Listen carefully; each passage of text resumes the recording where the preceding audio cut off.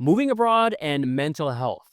5 psychological realities. Hey everyone, my name is Alex, and I am a lead consultant with Expat Exact, an expatriate and relocation agency aiding you in finding the destination that matches your destiny. And in this video, we're talking about the 5 psychological realities no one prepares you for when moving abroad.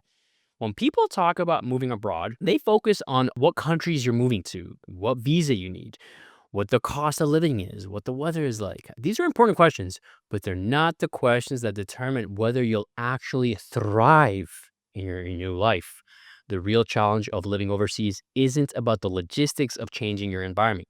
It's about the how you already deal with uncertainty, how you already network when you don't know something, how honest you already are about adjusting to new situations, and how you already manage your emotions and mental health when life gets difficult. Here's the truth that most people don't realize until they're already living abroad. Moving to a new country doesn't fundamentally change who you are. It reveals who you already are under pressure. If you struggle with building deep connections at home, you could struggle more abroad where the barriers are higher. If you avoid dealing with difficult emotions, those emotions could become unavoidable when you're far from familiar comforts. If you lack systems for managing stress, the constant novelty of international life could overwhelm you faster. But here's the opportunity. Moving abroad also exposes exactly where you need to grow. It's not that the environment breaks you, it's the existing environment challenges your existing patterns and forces you to either develop better strategies or watch those patterns fail you in new and visible ways. In this video, we're breaking down 5 psychological realities of moving abroad that will test how you already operate and show you where strengthening your approach can transform not just your expat experience, but your entire relationship with yourself. In this video, we're going to talk about 5 psychological realities of moving abroad that rarely get discussed, but profoundly impact your mental health and well being. The first psychological reality is understanding moving abroad doesn't strip away your identity. It reveals how much of your identity was built on external validation rather than internal knowing. If you've spent years defining yourself through your job title, your social status, your professional reputation, or your ability to be the competent person in the room, international relocation could immediately show you how fragile that foundation is. The question isn't whether you'll experience identity disruption. The question is whether you already have a sense of self that exists independently of recognition. Think about who you are at home. Maybe you're the person everyone comes to for advice. Maybe you're known for expertise in your field. Maybe your confidence comes from being fluent, articulate, and socially adept in every situation. These aren't bad things, but if they're the only things anchoring your self concept, moving abroad could destabilize parts of you. But here's the growth opportunity. This disruption forces you to answer a question you may have been avoiding or didn't know you needed to answer. Who are you when no one knows your history? What do you value when your accomplishments don't impress anyone? What makes you feel grounded when your usual sources of confidence aren't available? These are uncomfortable questions, but answering them builds a far more resilient identity than you had before. People who thrive abroad aren't the ones who were the most successful at home. They're the ones who already had some practice separating their worth from their circumstances. They're the ones who can say, I'm still me even when no one here knows what I've accomplished. They're the ones who derive confidence from internal values rather than solely on external feedback. If you don't have that yet, living abroad could teach you to develop it, either through intentional work or through trial and error. The work isn't about reconstructing your identity from scratch. It's about enhancing it with an opportunity to grow into a newer version of yourself that now lives abroad while also understanding your intelligence doesn't diminish when you're learning a second language or navigating their laws. Your humor is still a great quality, even if you're the only one to laugh temporarily while making new friends, and your value doesn't decrease when you're starting over. What helps? Identify what you value about yourself that has nothing to do with achievement or recognition. Are you curious, resilient, kind, principled? These qualities travel. They exist whether anyone noticed them or not. Build your identity on those foundations, and the external stuff, the job title, the language fluency, the social status, becomes something that you have rather than something you are. That shift is the difference between feeling lost abroad and feeling challenged but grounded. The second one we call nervous system regulation because if you don't already have good practices for managing stress and regulating your nervous system at home, moving abroad could amplify every gap in those skills. The constant novelty of international life doesn't create a new nervous system problem. It exposes whether you already know how to bring yourself back to baseline when you're overwhelmed. And if you don't, the cumulative effect of daily uncertainty could impact you more versus someone who's already developed those regulation tools. Here's how this plays out.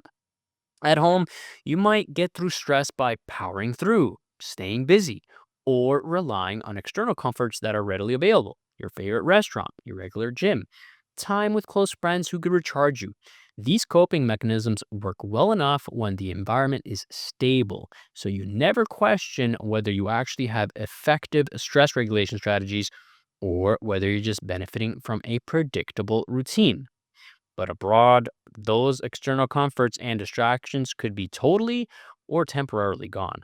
You can't power through when you don't know how things work. You can't stay busy in familiar ways when everything requires learning. You can't rely on comfort food or familiar activities because you're getting acclimated. Suddenly, you're face to face with the reality that you maybe never learned to regulate your nervous system internally. You just managed it by controlling your environment. But what happens when you don't have that control? The opportunity here is that this amplification shows you exactly where you need to develop better skills. You can't outsource nervous system regulation to your environment anymore. You have to build internal capacity to downregulate when you're activated. And that's a skill that will serve you for the rest of your life, not just abroad, but anytime you face uncertainty or change. People who thrive abroad aren't necessarily the ones with calm temperaments. They're the ones who already practice intentional regulation. They're the ones who notice when they're dysregulated and have a toolkit for bringing themselves back to center. They're the ones who understand that managing their internal state is their responsibility, not something they can delegate to external circumstances. The skill you're building isn't how to handle living abroad. It's how to regulate myself when life is uncertain. And that skill applies everywhere. The third area is realizing that loneliness of living abroad doesn't come from the absence of people. It comes from whether you already know how to build connection through vulnerability, consistency, and genuine effort. If you struggle to build deep relationships at home, you could struggle even more abroad where the barriers are higher and the shared context is missing. Moving to a new country doesn't teach you how to be better at relationships. It reveals whether you already have the skills to create belonging when it's not handed to you. Think about how relationships work at home. Maybe you have close friends, but if you're honest, some of those friendships were built over years through proximity, same school, same job, same neighborhood. Maybe connection feels easy at home because you're embedded in communities that already include you. Maybe you can coast on shared history and never have to do the hard work of building relationships from scratch. These aren't criticisms, they're just realities of how some people connect. If you're someone who already avoids vulnerability, who struggles to open up, who waits for others to initiate, or who gives up when connection doesn't happen immediately, those patterns could sabotage certain opportunities abroad. But here's the growth opportunity. Living abroad forces you to either develop better relationship skills or accept being isolated. You can't blame being a certain personality type or the environment forever. Eventually, you have to ask yourself whether you're willing to show up differently, not disingenuously, but differently adjusting your how so your what's are supported with community. The people who build real community abroad aren't necessarily more charismatic or extroverted. They're the ones who already understand that belonging is built through repeated, vulnerable presence. They're the ones who don't wait for perfect conditions before investing in relationships. They're the ones who understand that connection deepens slowly and that their job is to stay consistent long enough for that depth to develop. The fourth is a big one, and that's understanding moving abroad involves real loss. Distance from loved ones, familiar rhythms, the ease of being understood without explanation. But experiencing that loss doesn't create grief. What determines your experience is whether you already have the emotional capacity to acknowledge and process loss, or whether you've spent your life avoiding difficult feelings. If you don't already know how to sit with sadness, honor what's gone, and hold complexity without rushing to fix it, the grief of living abroad could feel overwhelming and confusing. Here's what happens to some people who avoid grief. At home, when something sad happens, they stay busy. They focus on the positive. They tell themselves to be grateful for what they have. These strategies work well enough when life is generally stable and losses are contained. But moving abroad introduces a new kind of loss. You can't fix the distance from your family. You can't recreate the exact community you had. You can't bring back the exact ease of your old life. The avoidance strategies that used to work may no longer be available. What shows up for some people overseas is momentary or bursts of sadness that you can't quite explain. Maybe you're irritable for no clear reason. Maybe you feel disconnected from the excitement you thought you'd feel. Maybe you idealize your old life or become overly critical of your new one. These aren't signs that you made the wrong choice. These are signs that you're carrying unprocessed grief because you never learned to acknowledge loss without either dismissing it or being consumed by it. The challenge is that grief for what you've left behind exists alongside gratitude for where you are. And if you don't already know how to hold both emotions at once, you'll try to force yourself into one or the other. You'll tell yourself you shouldn't feel sad because you chose this. You'll feel guilty for missing home because it seems like you're not appreciating your opportunity. But emotional maturity isn't about choosing one feeling over another. It's about allowing multiple truths to coexist. The growth opportunity here is learning that you can love your new life and still miss your old one. You can be excited about opportunities and still ache for what's familiar. You can be grateful for growth and still grieve what was lost. These aren't contradictions. They're the emotional complexity of a life that spans multiple places and requires you to expand your capacity to feel. People who handle this well aren't the ones who feel less grief. They're the ones who already know how to honor loss without letting it define them. They're the ones who can say, I miss my family and I'm glad I moved in the same breath.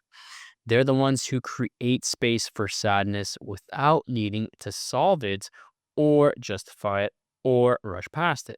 Lastly, living abroad requires constant decision making without familiar feedback systems, and that uncertainty reveals whether you already trust yourself to figure things out or whether your confidence was always dependent on knowing the right answer.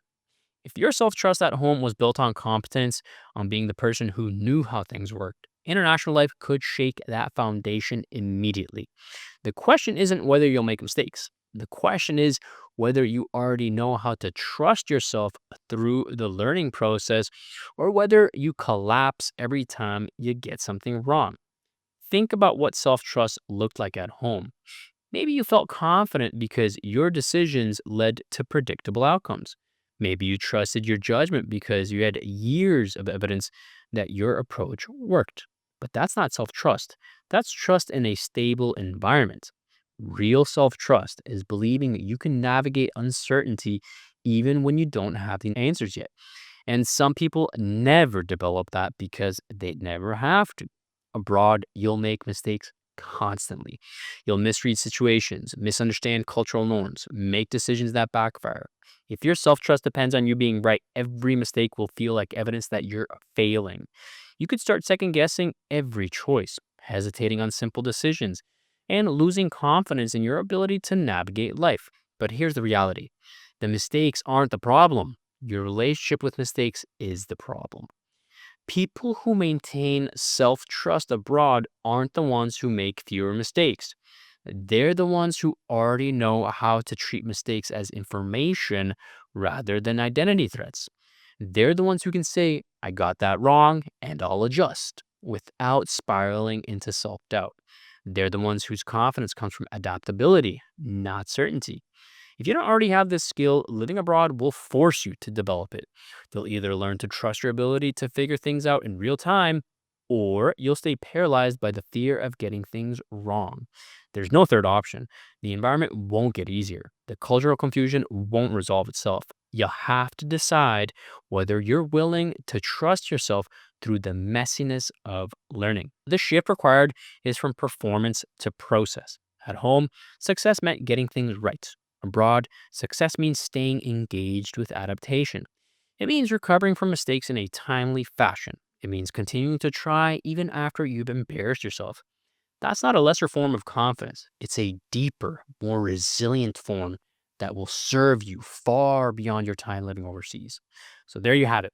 Moving abroad shows whether you know who you are beyond external validation, whether you can regulate your nervous system without relying on familiar comforts, whether you have the skills to build belonging through intentional effort, whether you can sit with loss and without avoiding it, and whether you trust yourself to adapt through uncertainty. Also, understand the people who thrive abroad aren't the ones with perfect mental health or flawless coping strategies. They're the ones who take the accountability for their patterns, recognize where they need to grow, and do the work to develop better strategies. They're the ones who understand that their well being isn't determined by their circumstances, it's determined by how they show up in those circumstances. So, if you're planning to move abroad or if you're already living overseas and struggling, stop waiting for the environment to accommodate your existing patterns. Start asking yourself the harder questions. Where do I derive my sense of self? How do I regulate when I'm stressed? How do I build connection? How do I process loss? How do I maintain confidence through uncertainty?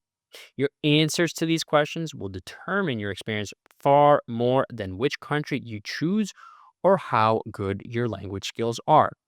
Moving abroad won't fix you, it will challenge you.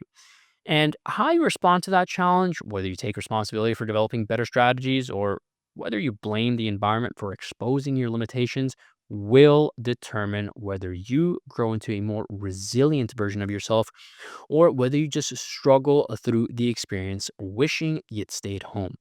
Choose growth, take accountability, do the work, and use international life as the catalyst for becoming someone who thrives, not because their circumstances are perfect, but because they know how to navigate whatever comes their way.